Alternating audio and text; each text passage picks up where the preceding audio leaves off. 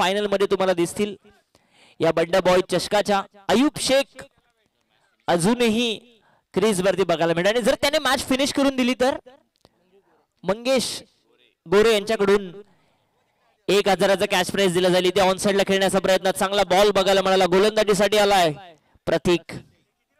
प्रतीक शिंदे। समीकरण आता बदलतंय, 11 चेंडू 14 ची गरज, 11 बॉल 14।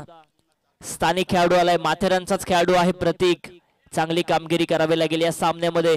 11 चेंडू 14चं हे समीकरण। अयूब शेख समोर, चांगला बॉल टाकलाय प्रतीकने। माझी बनत असताना गोल्डन स्टार टीम साठी आणखी एक चांगला बॉल, भन्नाट वेगाने बीट केले प्रतीकने। काय गोलंदाजी सुरू आहे। मी सुरुवातीलाच उल्लेख केला, हे षटक जसं चालू झालं की स्थानिक खेळाडूंना चांगला परफॉर्मन्स या मॅच मध्ये करावा लागेल, कारण आयकॉनने चांगली कामगिरी केली या षटकामध्ये ॲज अ बॉलर, आणि आता हे 2 षटक स्थानिक गोलंदाजांना टाकायचे आहेत आणि त्यामध्ये प्रतीकने सुरुवात तर चांगली केली आहे। सलगचे 2 निर्धाव चेंडू आलेत, 10 चेंडू आणि गरज येते 14 धावसंख्येची। 10 चेंडू 14 धावा, कोण जिंकेल पहिल्या फायनल मध्ये, कोण जाईल, पहिला संघ कोणता ठरेल। हा ट्रॅकर बॉल ऑन साइडला पूल केलाय, विकेट यष्टीरक्षक त्या ठिकाणी आपण बघतो फिल्डिंग करेल, तोपर्यंत मिल्टील या चेंडूवरती धावा, त्या एकच धाव मिळेल। अयूब शेखला हवी आहे स्ट्राईक, म्हणजे फलंदाज बाद होईल तो रवी।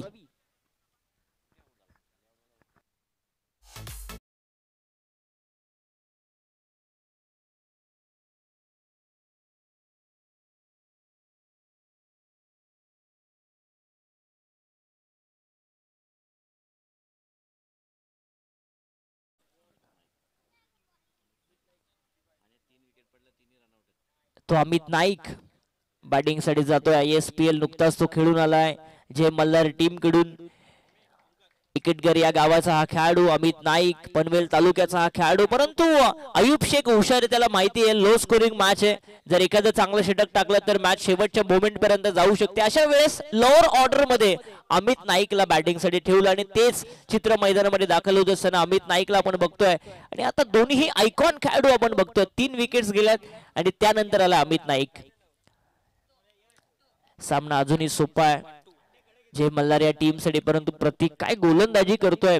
3 चेंडू त्याने टाकले, एकच धाव त्याने खर्च केली, 14चं समीकरण होतं, आता 9 चेंडू आणि 13 धावसंख्येची गरज। मयूर सर 2 मिनिटं थांबवतो। किरणजी जाधव इथे उपस्थित होतात। बंडाबाई चषक 2025 सुवर्ण पर्व धाव पॉवर्ड बाय दिशा क्लासेस, हे नेतृत्व देखील बंडाबाई संघाच्या खंतखरपणे असतं, ते नेतृत्व मात्र इथे उपस्थित होत आहेत किरणजी जाधव साहेब, आपल्या मनापासून हार्दिक स्वागत। चांगला बॉल हाताळण्यात आला प्रतीकच्या माध्यमातून, आता समीकरण आणखी बदलतंय, 8 चेंडू आणि 13 धावसंख्येची गरज। काय गोलंदाजी करतोय प्रतीक, स्थानिक खेळाडू, माथेरानचा खेळाडू, गोल्डन स्टार टीम कडून। 3 चेंडू त्याने डॉट टाकले, एकच धाव त्याने खर्च केले, एक रनआउटची विकेट देखील मिळाली। मॅच मध्ये आता वापसी करणारे षटक राहिले प्रतीकचं, शेवटच्या 8 चेंडू आणि 13 धावसंख्येची गरज। आयकॉनला विचार करण्यास भाग पडलंय, अयूब शेखला विचार करण्यास भाग पडलंय।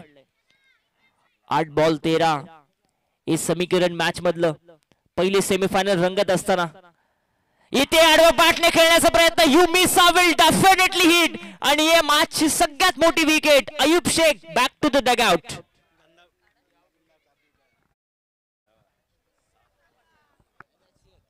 मयूर सर सामन्याचं समीकरण निश्चित पाहिलं तर 7 चेंडू आणि मला विजयासाठी 13 धावांची गरज। 7 चेंडू 13 धावसंख्येचं समीकरण स्वतःवरती नाराज आहे, आणि जर एकंदरीत विचार केला अयूब शेखचा तर मागचे 7 चेंडू तो डॉट झालाय, त्यामध्ये फक्त एकच धाव आले, आणि डॉट बॉलचं प्रेशर काय असतं ना हे दाखवून दिलंय। अयूब शेख सारखा एक तगडा फलंदाज, त्याला मात्र बाद करण्यामध्ये यश आलंय। ते प्रतीकची गोलंदाजी आवडली असेल ना तर एकदा जोरदार टाळ्या प्रतीकसाठी झाल्या पाहिजेत।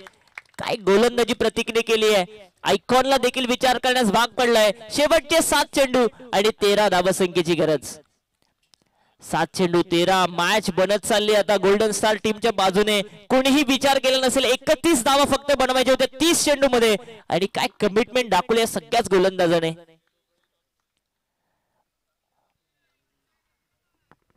धीरज भोईरचं ते षटक, त्यानंतर चांगली गोलंदाजी झाली बंटीची। प्रतीक देखील चांगली कामगिरी करतोय। हा देखील चांगला बॉल पाठीमागच्या दिशेने, शॉट फाईन लेगला, कोणतीही धाव इथे मिळत नाहीये, प्रतीकचे षटक संपतंय। 4 षटकांचा खेळ संपला आणि आता समीकरण बदलतंय. शेवटचे 6 चेंडू आणि गरज आहे ती 13 धावसंख्येची. प्रतीकसाठी जोरदार टाळ्या झाल्या पाहिजेत. फक्त एकच धाव त्याने खर्च केली आहे. पण मयूर सर एक गोष्ट निश्चित सांगेल, असेल नसेल कोणी तू सदा पंखात भरारी ठेव. येईल एक दिवस तुझाही, तू फक्त